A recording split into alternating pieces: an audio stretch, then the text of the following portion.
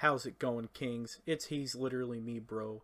And today I wanted to talk to you all about probably one of my favorite literally me characters of all time. I have fanboyed over William Overbeck, aka Bill, for so long. He has been one of my favorite fictional characters ever written, and even though not an extensive amount has ever really been written or shown about him, I think that his character and his design has been one of my favorite things in history as far as characters go. So we're going to start right off.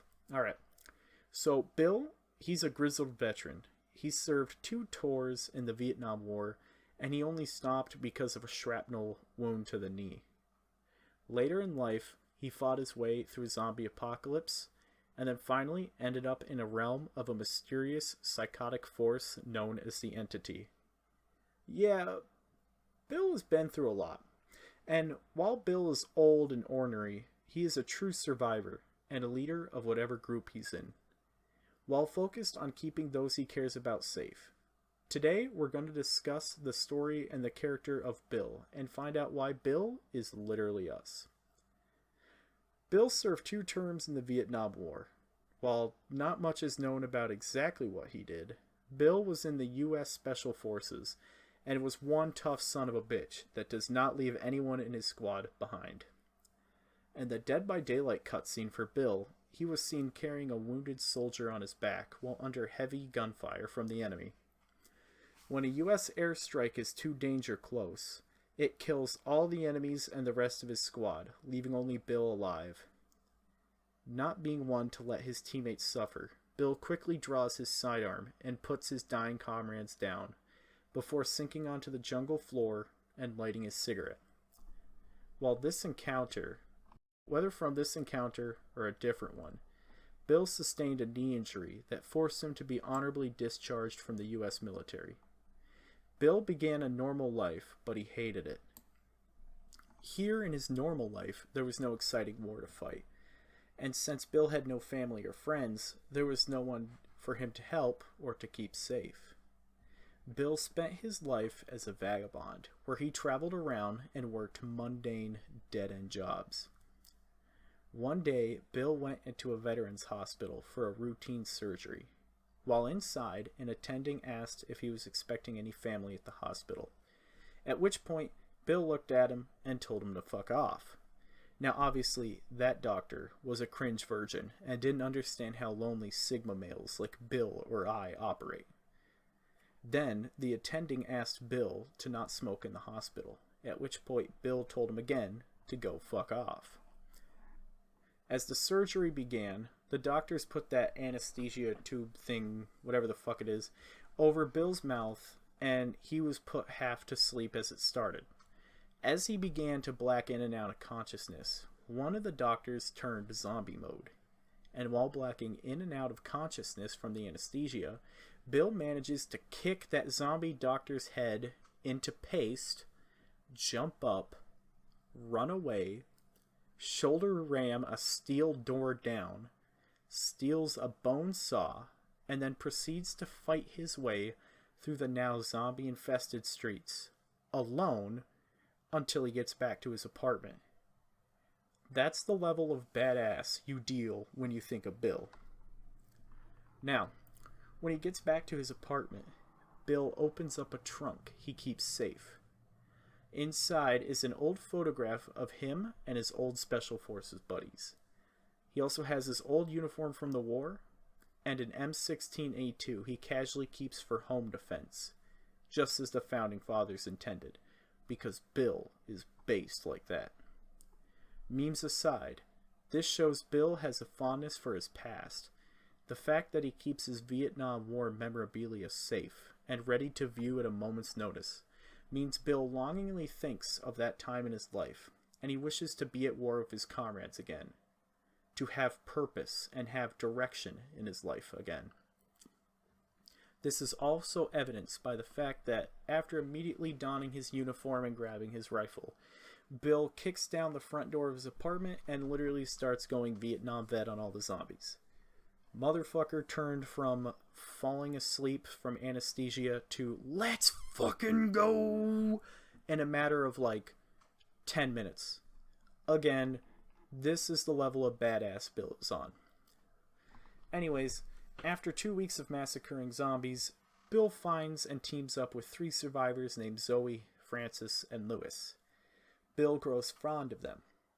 While Bill can be rough around the edges at times towards all of them, Bill proves time and time again, in both cutscenes and the comic, that he's willing to sacrifice his own life and the lives of others if it means keeping his personal squad safe.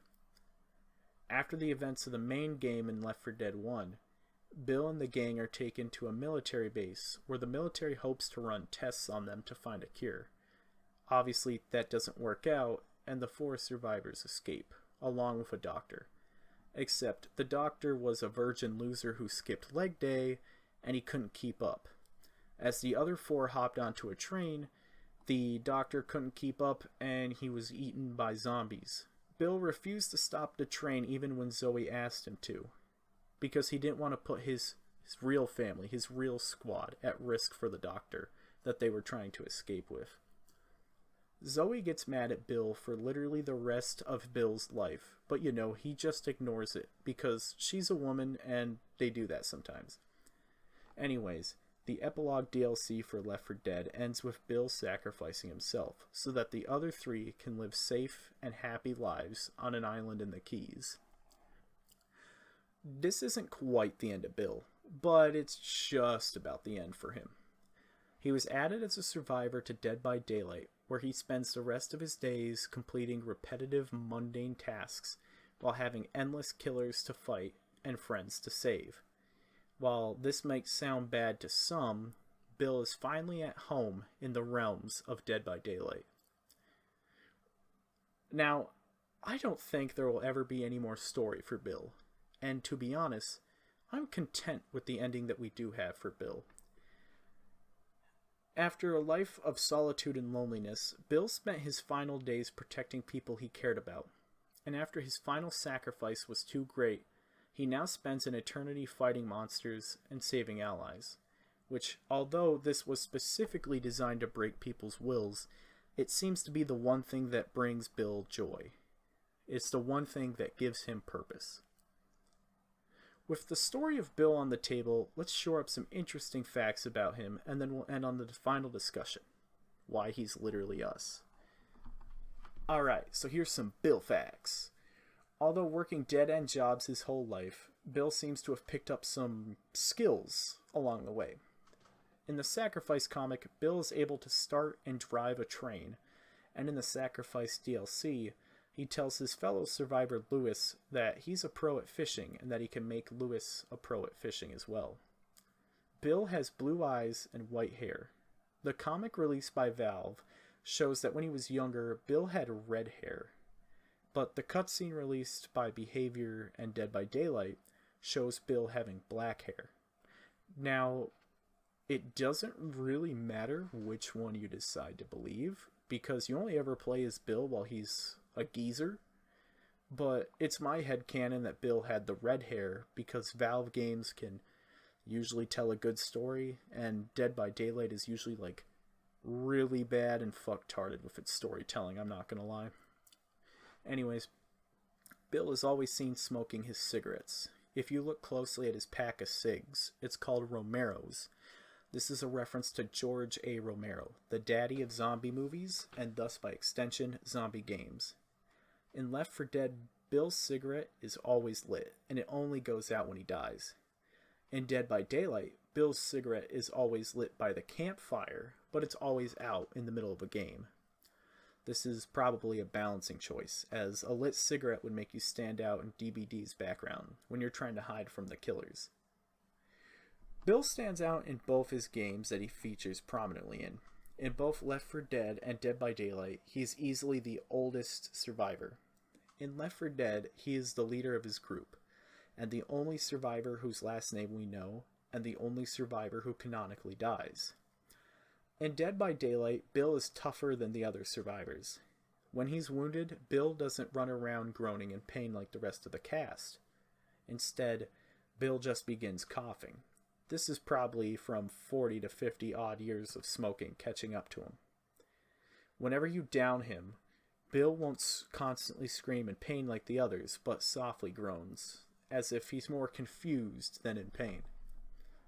In Dead by Daylight, Bill comes with 3 perks that reflect his toughness and ability to finish missions when things get critical. His first perk is Left Behind. It reflects the life he's lived alone, as well as the strength he faces when he needs to complete tasks on his own. Left Behind activates when you're the only survivor remaining in a trial, and it improves your ability to secure an escape on your own. Bill's second perk is Borrowed Time, and it reflects his leadership in bad situations. With Borrowed Time, whenever you save someone from near death as Bill, they will ignore fatal damage and get a speed boost for longer. Bill's third perk is Unbreakable. Past battles have taught you a thing or two about survival. With Unbreakable, Bill can recover faster when he's dying, and he can also fully recover on his own once per trial. So, with all this, now we have to explain why Bill is a Literally Us character. For different people, you can have different Literally Us characters, but why I think Bill is Literally Us? Well, for starters, Bill is an absolute fucking badass. Bill doesn't hesitate to put himself in harm's way to protect people he cares about, or to cut down potential threats. Bill shows us that even if life isn't going your way, you could still dedicate yourself to protecting others, and it's never too late to be the hero that somebody needs. Basically, to put it short, Bill is tough, and Bill is fucking based. Alrighty, I'd like to thank you guys so much for listening in on the Why Bill is Literally Us video. I think this one went pretty well. I do like it. Coming up next in the coming weeks, I would like to do a quick... Well, first off, next video is going to be a quick video. I wanted something I can do fast, so I have more time for the next couple videos, which will be longer. But next video, the fast one, I'm going to go over my the time I spent a year working for the Libertarians, the Lolberts. Just some wacky adventures, some things that happened to me along the way. I think it would make for an interesting background noise video, if nothing else. And then after that, we got 2 more videos coming up.